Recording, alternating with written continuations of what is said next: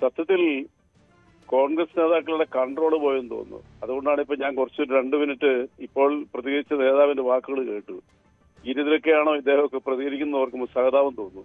ഈ വെട്ടുക്കിളി കൂട്ടത്തിലെ ഇറക്കി കേരളത്തിലെ പൊതുസമൂഹത്തിൽ അവരുടെ നേതാക്കളെ തന്നെ ഏറ്റവും മോശമായി ചിത്രീകരിച്ച് ഒരു തരത്തിലും നമുക്ക് അംഗീകരിക്കാൻ പറ്റാത്ത രീതിയിലുള്ള വാക്കുകളിലൂടെ പ്രത്യേകിച്ച് അവരുടെ വനിതാ നേതാക്കന്മാരെ ഉമാ തോമസിനെ പോലെ മരണവക്കിലും തിരിച്ചെത്തിയ വളരെ ആദരവോടുകൂടി കേരളത്തിലെ പൊതുസമൂഹം കാണുന്ന ഉമാ തോമസ്, അതുപോലെ ഷാനിമോൾ ഉസ്മാൻ, കെ രമ പോലെയുള്ള നേതാക്കന്മാരെ ഇവര് പിന്നെ എന്താ പറയാ അവരണിയിച്ച ചില വിചിത്രമായ വാക്കുകളും ഒരിക്കലും അംഗീകരിക്കാൻ പറ്റാത്ത പദപ്രയോഗങ്ങളും ഈ രാഷ്ട്രീയ നേതാക്കളുടെ ജീവിതത്തിലെ ഏറ്റവും വലിയ അധപതനത്തിന്റെ ആണിക്കല്ലായി മാറിയിരിക്കുന്നു. ഏറ്റവും കൂടുതൽ നമ്മൾ ചിന്തിക്കേണ്ടത് എന്താ, ഇന്നിപ്പോൾ ഒരു MLA എവിടെയൊക്കെയോ ഓടി നടന്നുകൊണ്ടിരിക്കുന്നു അയാളെ പോലീസ് അറസ്റ്റ് ചെയ്യുന്നത് രക്ഷപ്പെടുത്താൻ വേണ്ടിയിട്ട്. കേരളത്തിൽ ഇതുപോലൊരു ജനപ്രതിനിധിക്ക് ഇങ്ങനെ ഒരു ഗതികേട് വന്നിട്ടുണ്ടോ? നമ്മളൊന്ന് ആലോചിച്ച് നോക്കി. എന്തിന്റെ പേരിലാണെന്ന് അറിയിക്കണം. അയാൾ നിരവധി സ്ത്രീകളെ വേട്ടയാടി ജീവിതം തുലയ്ക്കാൻ ശ്രമിച്ചു. അയാൾ പുറകെ നടന്നുകൊണ്ട് അയാളുടെ ഇംഗിതത്തിന് വഴങ്ങാത്തവരെ ബലാത്സംഗം ചെയ്തും ബലാത്സംഗത്തിന് ശേഷം ഗർഭിണിയാക്കി എന്താ പറയാ മരണതുല്യമായ മരുന്നുകൾ കൊടുത്ത് നിർബന്ധിച്ചുകൊണ്ട് അത് വീഡിയോ കോളിലൂടെ ഉറപ്പുവരുത്തി ഹീനമായ പ്രവൃത്തി ചെയ്ത നിരവധി സ്ത്രീകൾ. ആദ്യമായി പുറത്തു വന്ന് ഈ വിഷയം പുറത്തു വിട്ട ആ പെൺകുട്ടി ആൻ മരിയ ജോർജ് എന്ന് പറഞ്ഞ പെൺകുട്ടിയിലാണ് ഇവർ വേട്ടയാടൽ തുടങ്ങിയത്. പക്ഷേ ഞങ്ങളെയൊക്കെ അതിശയിപ്പിക്കുന്നതല്ല, കേരളത്തിന്റെ പ്രതിപക്ഷ നേതാവിനെ ഇവർ സോഷ്യൽ മീഡിയയിൽ കൂടെ നടത്തിയ വേട്ടയാടലുകൾ അത് അതിഭീകരമായി. ഇതിനുശേഷം ലോക ചരിത്രത്തിൽ ഇങ്ങനെ ഒരു സംഭവം ഉണ്ടായിട്ടില്ല.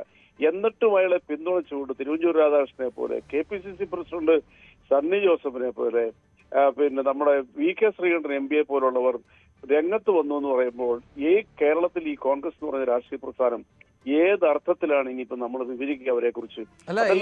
നമ്മുടെ പോലീസ് രാഹുൽ മാങ്കൂട്ടത്തിനെ അന്വേഷിക്കുന്നുണ്ടെന്നാണ് പറയുന്നത്.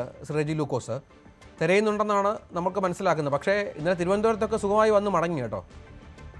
അല്ല, അത് തീർച്ചയായിട്ടും ആ വാർത്ത ഞാൻ കണ്ടിരുന്നു. അതിനൊരു സ്ഥിരീകരിക്കത്തക്ക രീതിയിലുള്ള ആധികാരികമായിട്ടുള്ള ഒന്നും അതിനെക്കുറിച്ച് പുറത്തു വന്നിട്ടില്ല. വക്കീൽ ഓഫീസിൽ വന്ന് വക്കാലത്ത് ഒപ്പിട്ടത് പോയെന്ന് പറയുന്നു. അതൊക്കെ ശരിയായിരിക്കാം, തെറ്റായിരിക്കാം. അതല്ല ഇപ്പൊ നമ്മളിവിടെ ചർച്ച ചെയ്യപ്പെടേണ്ട കേരളം പോലൊരു സംസ്ഥാനത്ത് ജനാധിപത്യത്തിലും മനുഷ്യ സ്നേഹത്തിലും ഇന്ത്യക്ക് മാതൃകയായ കേരളം പോലെ സംസ്ഥാനത്ത് ഇങ്ങനെ ഒരാള് ഒരു ജനപ്രതിനിധിയായിട്ട് തുടരുന്നു എന്നതാണ് നമ്മളെ ഏറെ ആശങ്കപ്പെടുത്തുന്നത്.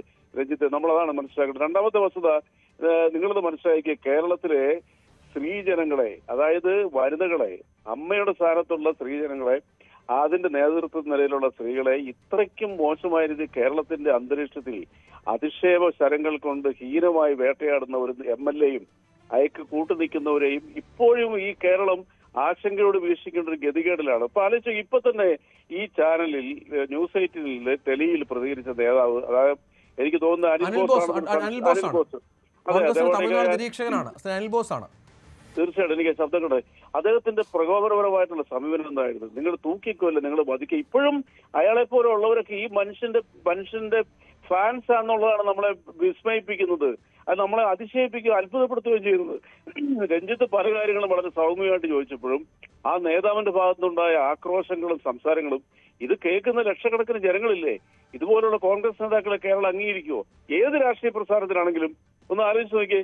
ഇന്നിപ്പോ KC വേണമല്ലോ രമേശ് ചെന്നിത്തലയ്ക്ക് പ്രതികരിക്കേണ്ടത്. അദ്ദേഹം പറഞ്ഞത് എന്താ?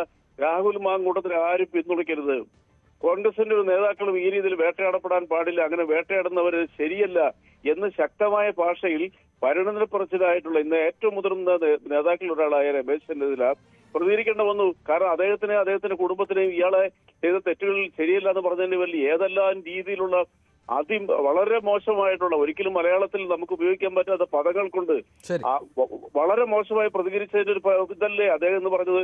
ഒരു കാര്യം ഞാൻ പറഞ്ഞു നിർത്താം. രാഹുൽ മാങ്കൂട്ടം എന്ന് പറഞ്ഞ MLA കേരളത്തിനൊരു ബാധ്യതയായിരിക്കുന്നു, കോൺഗ്രസിനൊരു ബാധ്യതയായിരിക്കുന്നു.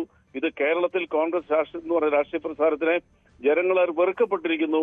അദ്ദേഹത്തിന് പിന്തുണ കൊടുക്കുന്ന നേതാക്കന്മാരെയും ജനം ഇനി കാണുന്നത് ക്രിമിനലുകളുടെ മാനസികാവസ്ഥയുള്ള നേതാക്കന്മാരാണെന്ന് പറഞ്ഞാൽ അതിശയോക്തിയില്ല. കാരണം ഇന്നലെ ആ രീതിയിൽ ഒരു നേതാവ് പ്രതികരിച്ചിട്ടുണ്ട്. ശരി റജി ലൂക്കോസ്, അഡ്വക്കേറ്റ് അനിൽ ബോസ്, രാഹുൽ ഈശ്വർ ഒക്കെ ഈ വിഷയത്തിൽ സംസാരിച്ചിരുന്നു. ഒപ്പം BJPയുടെ നേതാവ് ശ്രീ കൃഷ്ണകുമാർ. ഡാന്, ഇനിയിപ്പോൾ നമുക്ക് മനസ്സിലാക്കേണ്ടത് പോലീസ് ഒരു നീക്കം ഈ മുൻകൂർ ജാമ്യ ഹർജിയുടെ ഒക്കെ പരിഗണനയ്ക്ക് ശേഷമായിരിക്കും അല്ലേ? ഈ പോലീസിന് അങ്ങനെ പെട്ടെന്ന് കിട്ടാവുന്ന ഒരാൾ കൂടിയാണ് രാഹുൽ മാങ്കൂട്ടത്തിൽ? കാരണം തിരുവനന്തപുരത്ത് വന്ന് മടങ്ങിയതും ഒക്കെ അറിഞ്ഞു കാണും, അല്ലാതെ അങ്ങനെ സ്വൈര്യവിഹാരം നടത്താനുള്ള സാഹചര്യം ഈ കൊച്ചു കേരളത്തിലില്ലല്ലോ.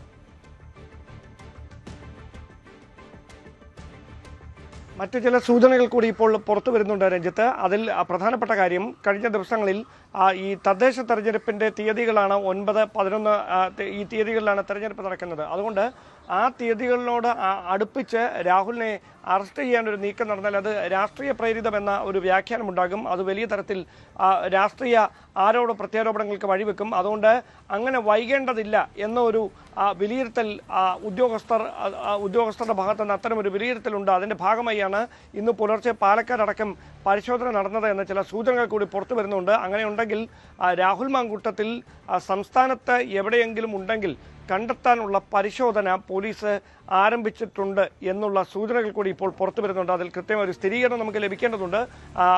മറ്റ് വിശദാംശങ്ങളൊന്നും ഇപ്പോൾ പങ്കുവെക്കുന്നില്ല എന്നാണ് അന്വേഷണ സംഘത്തിലെ പ്രധാനപ്പെട്ട ഉദ്യോഗസ്ഥർ അടക്കം വ്യക്തമാക്കുന്നത്. പക്ഷേ രാഹുൽ മാങ്കൂട്ടത്തിന് വേണ്ടിയുള്ള പരിശോധനയാണ് പാലക്കാടടക്കം ഇന്ന് പുലർച്ചെ അടക്കം നടന്നത് എന്ന സൂചന തരുന്ന വിവരങ്ങളാണ് ഇപ്പോൾ പുറത്തു വരുന്നത്. ശരി, ഡാൻ കുര്യനാണ് വിവരങ്ങൾ പങ്കുവച്ചത്. ഏതായാലും രാഹുൽ മാങ്കൂട്ടത്തിലായി സോഷ്യൽ മീഡിയയിൽ നടക്കുന്ന വലിയ പിന്തുണ, രാഹുലിൻ്റെ സൈബർ അനുകൂലികളെക്കുറിച്ച് രാജ്മോഹൻ ഉണ്ണിത്താൻ തന്നെ പറഞ്ഞ കാര്യം കൂടി ഈ ഘട്ടത്തിൽ ഒന്ന് ഓർക്കണം. ഏതായാലും നിയമ പോരാട്ടത്തേക്കാൾ വലിയ പോരാട്ടം സോഷ്യൽ മീഡിയയിൽ നടക്കുന്നു എന്നുള്ളതാണ് കാര്യം.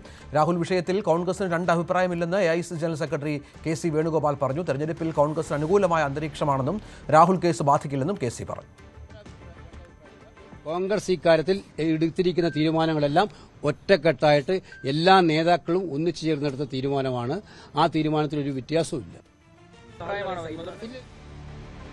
ഒപ്പം രാഹുൽ മാങ്കൂട്ടത്തിനെ ഇനി ഒരു പരിപാടിയിലും കയറ്റരുതെന്ന് പറഞ്ഞിട്ടുണ്ടെന്ന് K. മുരളീധരൻ പറഞ്ഞു. ഒളിവിൽ പോയവരെ കണ്ടുപിടിക്കേണ്ടത് പോലീസാണ്. സസ്പെൻഷൻ പുറത്താക്കലിന് തുല്യമാണെന്നും കോൺഗ്രസിൽ രാഹുൽ അധ്യായം അവസാനിച്ചുവെന്നും മുരളീധരൻ പറഞ്ഞു. കോൺഗ്രസിലെ MLA-മാർ ഇപ്പോൾ പാർട്ടിയിലുള്ള MLA-മാർ ആരും ഒളിവിലല്ല, എല്ലാവരും ഫീൽഡിലുണ്ട്.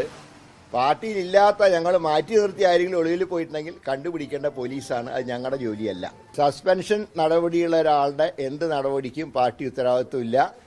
ഒളിവിൽ പോയിട്ടുണ്ടെങ്കിൽ കണ്ടുപിടിക്കേണ്ടത് സർക്കാരാണ്. ഇല്ല, അത് അദ്ദേഹം സ്വന്തം നിലയ്ക്കാണ്. ഇനി അങ്ങോട്ട് കയറ്റണ്ടെന്ന് പറഞ്ഞിട്ടുമുണ്ട് പാർട്ടി. ഒരു സസ്പെൻഡ് ചെയ്ത ആൾക്കാരെ പങ്കെടുപ്പിക്കരുത് എന്ന് തന്നെയാണ് പാർട്ടി കൊടുത്തിട്ടുള്ള നിലപാട്. രാഹുൽ രാജിവെക്കണമോ വേണ്ടയോ എന്ന കാര്യം കോടതികൾ നടപടിക്ക് അനുസരിച്ച് പാർട്ടി തീരുമാനിക്കുമെന്ന് പാലക്കാട് DCC അധ്യക്ഷൻ A. തങ്കപ്പൻ പറഞ്ഞു. രാഹുലിനെ ആരും പിന്തുണയ്ക്കുന്നില്ലെന്നും തങ്കപ്പൻ പറഞ്ഞു.